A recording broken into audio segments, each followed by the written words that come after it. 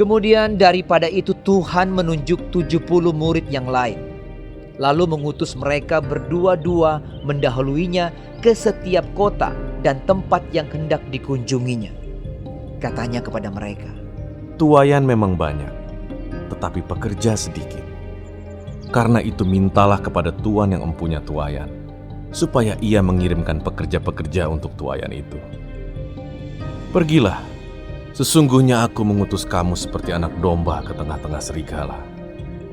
Janganlah membawa pundi-pundi, atau bekal, atau kasut, dan janganlah memberi salam kepada siapapun selama dalam perjalanan.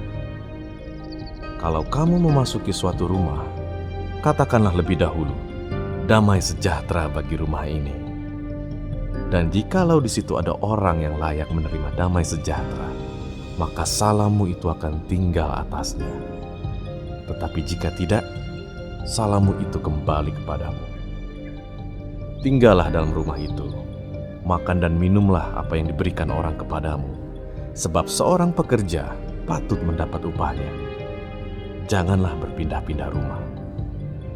Dan jikalau kamu masuk ke dalam sebuah kota dan kamu diterima di situ, makanlah apa yang dihidangkan kepadamu, dan sembuhkanlah orang-orang sakit yang ada di situ, dan katakanlah kepada mereka, kerajaan Allah sudah dekat padamu.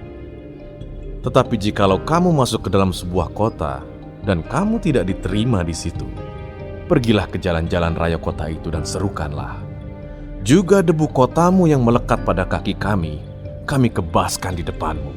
Tetapi ketahuilah ini, kerajaan Allah sudah dekat. Aku berkata kepadamu, pada hari itu, Sodom akan lebih ringan tanggungannya daripada kota itu. Celakalah engkau, Korazim. Celakalah engkau, Betsaida. Karena jika di Tirus dan di Sidon terjadi mujizat-mujizat yang telah terjadi di tengah-tengah kamu, sudah lama mereka bertobat dan berkabung. Akan tetapi pada waktu penghakiman, tanggungan Tirus dan Sidon akan lebih ringan daripada tanggunganmu. Dan engkau, Kapernaum, apakah engkau akan dinaikkan sampai ke langit? Tidak. Engkau akan diturunkan sampai ke dunia orang mati. Barang siapa mendengarkan kamu, ia mendengarkan aku. Dan barang siapa menolak kamu, ia menolak aku. Dan barang siapa menolak aku, ia menolak Dia yang mengutus aku. Kemudian ke-70 murid itu kembali dengan gembira dan berkata, "Tuhan, juga setan-setan takluk kepada kami demi nama-Mu." Lalu kata Yesus kepada mereka, Aku melihat iblis jatuh seperti kilat dari langit.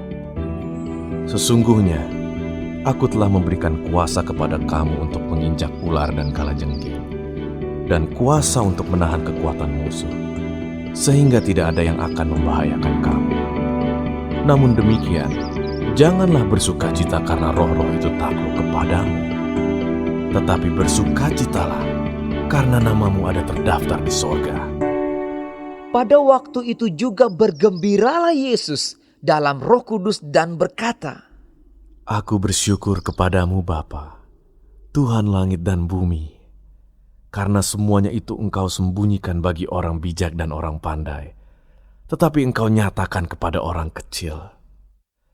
Ya Bapa, itulah yang berkenan kepadamu. Semua telah diserahkan kepadaku oleh Bapa-Ku, dan tidak ada seorang pun yang tahu siapakah anak selain Bapa, dan siapakah Bapa selain anak, dan orang yang kepadanya anak itu berkenan menyatakan hal itu.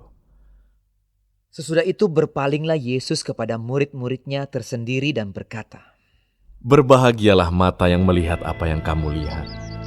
Karena aku berkata kepada kamu, banyak nabi dan raja ingin melihat apa yang kamu lihat, tetapi tidak melihatnya, dan ingin mendengar apa yang kamu dengar, tetapi tidak mendengarnya.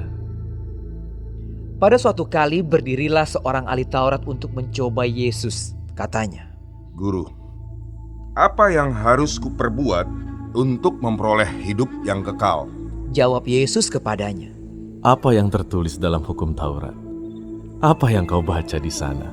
Jawab orang itu, Kasihilah Tuhan Allahmu dengan segenap hatimu, dan dengan segenap jiwamu, dan dengan segenap kekuatanmu, dan dengan segenap akal budimu, dan kasihilah sesamamu manusia seperti dirimu sendiri. Kata Yesus kepadanya. Jawabmu itu benar. Perbuatlah demikian, maka engkau akan hidup. Tetapi untuk membenarkan dirinya, orang itu berkata kepada Yesus. Dan siapakah sesamaku manusia? Jawab Yesus. Adalah seorang yang turun dari Yerusalem ke Yeriko. Ia jatuh ke tangan penyamun-penyamun yang bukan saja merampoknya habis-habisan, tetapi yang juga memukulnya, dan yang sesudah itu pergi meninggalkannya setengah mati.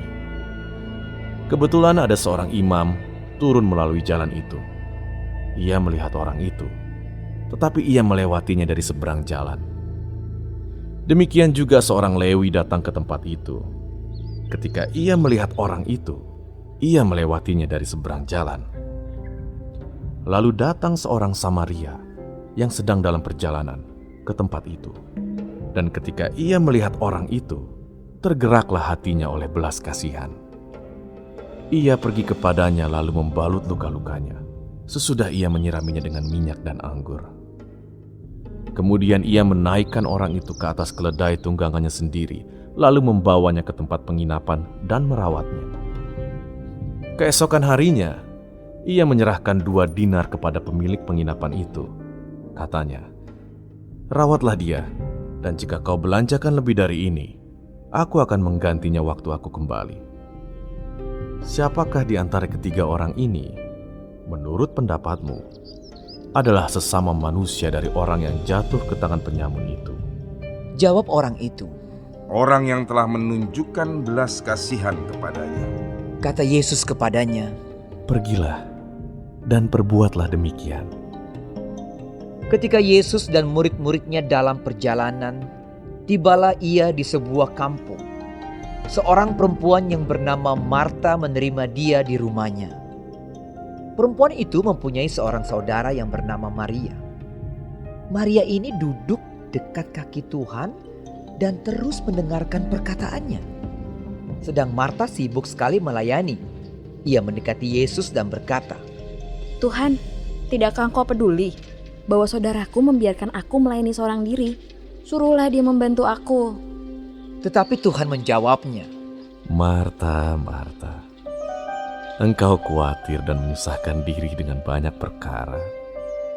Tetapi hanya satu saja yang perlu. Maria telah memilih bagian yang terbaik, yang tidak akan diambil daripadanya.